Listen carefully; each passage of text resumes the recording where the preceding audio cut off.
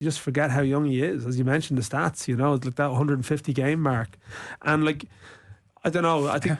How many games is he going to end up playing? That's mad, yeah, it's crazy. And I think there's an Irish thing sometimes. There's no doubt that sometimes we can see players through green tinted glasses, and you can be too defensive towards criticism, and you get too excited about them maybe on the basis of small sample size. And we've had that with certain players in recent memory. You could say Aaron Connolly or Parrott or a few players.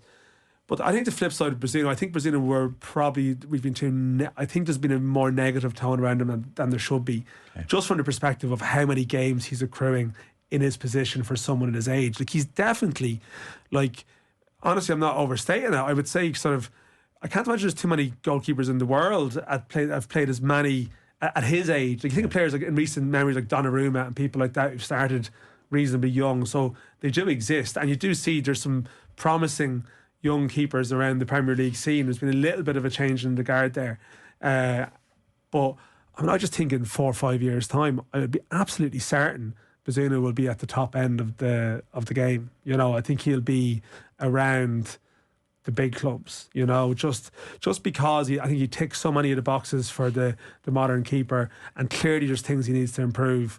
But honestly, I'd have no doubts, and that's probably feeding off like how successive managers and people who work with him just don't seem to have any doubts about him at all.